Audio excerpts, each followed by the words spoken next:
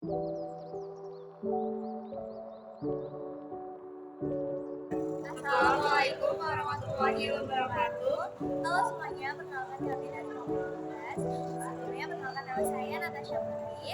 Saya Rana Maria.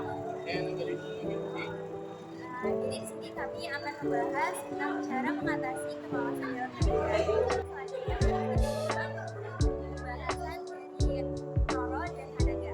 Apa itu kemalasan? Kemalasan berasal dari kata dasar malas yang berarti tidak mau melakukan sesuatu. Malas merupakan salah satu contoh perbuatan yang harus dihindari, terutama bagi pelajar.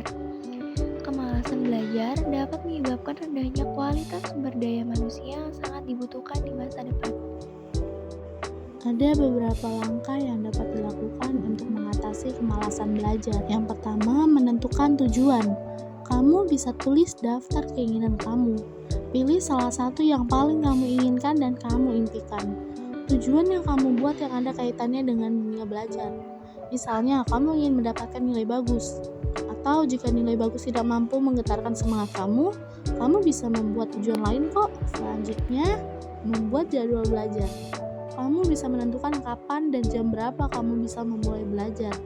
Bila perlu, tentukan juga materi yang akan dipelajari dalam satu waktu. Setelah itu, berusahalah untuk tetap mematuhi jadwal yang telah kamu buat. Jangan ragu juga untuk menentukan jadwal dan durasi belajar sesuai dengan kemampuan kamu ya. Lalu, cari gaya belajar yang disukai. Setiap orang punya gaya belajarnya masing-masing.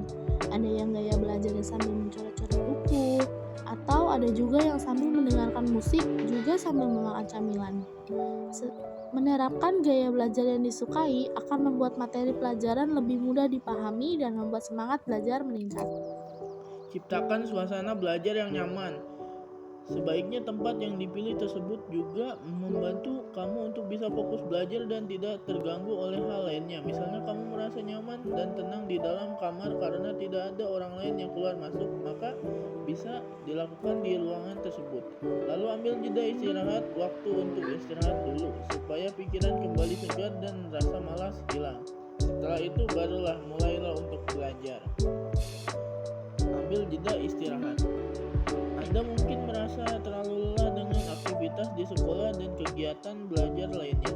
Oleh karena itu, berikan diri Anda waktu untuk beristirahat agar pikiran Anda jernih dan malas Anda hilang. Mulailah belajar setelah itu.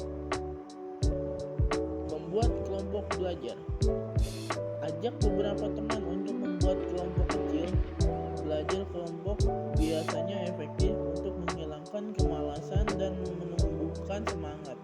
Selain itu, dengan belajar secara berkelompok, materi pelajaran yang dianggap sulit bisa diselesaikan bersama-sama. Baik, dari beberapa cara di atas, semoga bermanfaat dan bisa membantu dalam mengatasi malas belajar.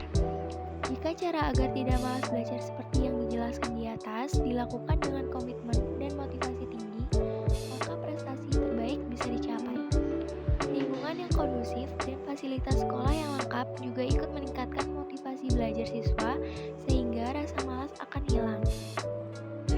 Jadi sekian materi dari kami. Mohon maaf bila